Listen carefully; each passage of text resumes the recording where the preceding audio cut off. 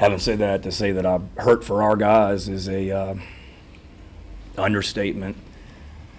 I know the rest of the country was surprised with what was going on in the first half. We weren't. If you've been watching us play all season, I mean, we had great confidence coming into this game. We fully expected to be in this game, fully expected to be a 4-quarter game. And certainly we got off to a great start. We had great confidence. I get it. Our record is what it is, but our guys also understood this is, we won this game by 24 points last year, and we had great confidence coming into this game for a lot of reasons, because there's a lot of players that played out there today that were in that game last season. And, like the game last season, we were up, they came back, took the lead, and then we scored 24 straight in the second half. And then today we were up, they came back and they were able to finish it. So what a heck of a first half. Like I said, we weren't surprised.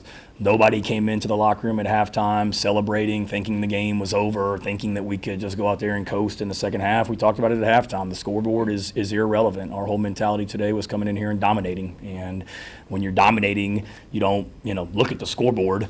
When you're trying to dominate something, you just keep going, and that's what we talked about. But in the second half, just really disappointed with the way that we performed, coaches and players. Just we had our opportunities, and I think I just told the team in the locker room we're going to be sick when we watch this tape, because there's a lot of missed opportunities in the first half that made it whatever it was at halftime. 30-3 could have easily been 42-3. If we just score touchdowns in the red zone and make some more plays. And then in the second half, I think we're going to be sick offensively and defensively with the number of plays that we left out there. So, like I said, credit to them. This one hurts to say the least. And I know our guys will respond, and we'll come right back to Columbia, and got 2 home games left to finish this thing out. Questions? Shane, do you think the offensive play calling got a little more conservative in the second half, or was A&M just lined up? No, I don't think so. I mean, they did a great job. Our whole thing was being the most physical team, and they certainly kicked our butts in the run game in the second half. We couldn't get anything going from a run game standpoint, and that was disappointing. I don't think we got conservative at all. We talked about it. We need to go out here and play good football in the second half and keep our foot on the gas pedal. That was the whole mentality. We didn't get out there and get conservative by any stretch of the imagination. We didn't go to like the Dean Smith 4 corners offense in the second half. We were trying to score points and keep it rolling. And we left a lot of plays out there in the run game and the pass game. Had some open receivers that we weren't able to connect on for whatever reason all the way to that last drive, and they just did a good job of playing better in the second half than we did. Yeah, I mean, they came out and made plays, and he's a weapon, and just really disappointed with some of the things in the second half for I don't know how many yards they threw for in the second half, but for them to throw for 439 yards against our defense is inexcusable, frankly. With the defensive backs that we have back there and some of the plays that they made, give that quarterback credit. He's a heck of a player and made a lot of really good plays with his arm, and he can hurt you with his feet. But, yeah, we got a chance to get off the field right there. And, the fourth down, they run for it and get the first down, and then a 4th and 1 where, we get blown up and don't get anything out of that. 2 really, really disappointing plays right there. That last ball over there on their sideline, we're in freaking 3-deep coverage. So, they made a throw, they made a catch, threw a touchdown where we should have had a post player in the middle of the field, and for some reason we didn't have a post player in the middle of the field, and we got to go back and look at it from a coaching standpoint, why we had some of those busts in the secondary. Like I said, we've been really good in pass defense here for a long time, and we were in the first half too, so I don't know what happened in the second half. That was very disappointing, certainly. When y'all got the ball back after they fumbled at the very end, yeah. Kind of what were you thinking? Obviously 3 points, but what were some of the things going through your mind and through Coach Furry's mind offensively for play calls? Yeah, it was if I had told you guys on Tuesday when we started this week that we'd have the ball with, 3 minutes left in the game and a chance to go kick a field goal and win it on the road against the number 3 team in the nation, we would have all signed up for that. I told Lenoris at the 2-minute situations, I put him in every day. We do 2-minute on Sundays and we do 2-minute on Thursdays, and I try and make it as hard as possible. And I told him this is easy compared to what you usually have. You got 3 minutes and a timeout, and it was, we had a good understanding of what they were going to try and do. And I told our whole team, told the team at the beginning of the 4th quarter, and then I told the offense right there in the huddle, like, what a story this is going to be for all the crap we've gone through and the heartbreak. and the criticism and whatnot, we got a chance to go win the game, and what a story that's going to be for this offense, for this football team, for this program, and that we had plenty of time and went, moved the ball there a little bit, huge fourth down to Nick over there on the sideline, popped the screen in there to get positive yardage, and then to not finish the drive was really disappointing. Did he hold it too long on those sacks?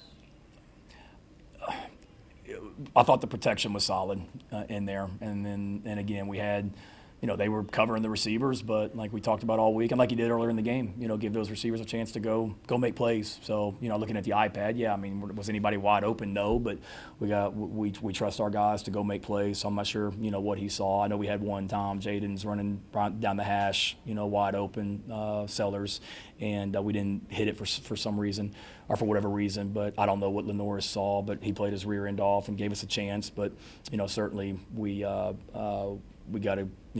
Guys got to make plays. We got to coach and we got to play. What you see on the 4th and 1 play there, where Fuller gets the handoff?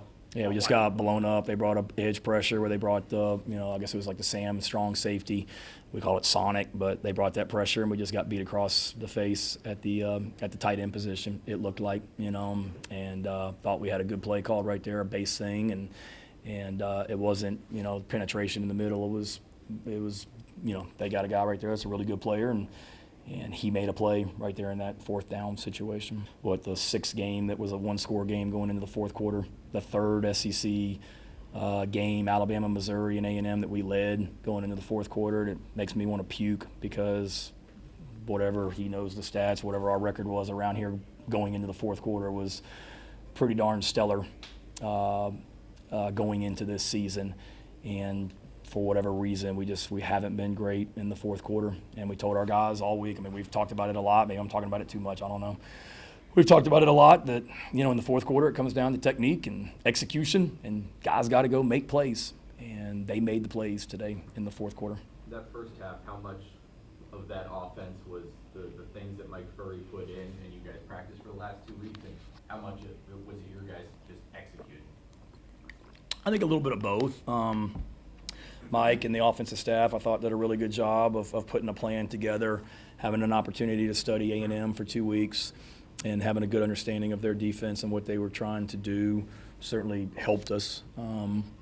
And I thought Mike really did a great job of, giving our guys on offense clarity on here's how we're going to attack Texas A&M and here's how we're going to score points on offense. And the opening drive and then throughout the first half really did a nice job of that. There were certainly some new things schematically that we did. Nothing too radical. I think it was more just guys playing with confidence and taking what we do in practice over to the game. With the bowl game now off the table, what's your message to your players for the next 2 weeks? Yeah, go finish this thing out the right way. Nobody thought we'd be sitting here right now, Phil, with 2 games left, knowing that that's off the table. But, competition is a core value of our program.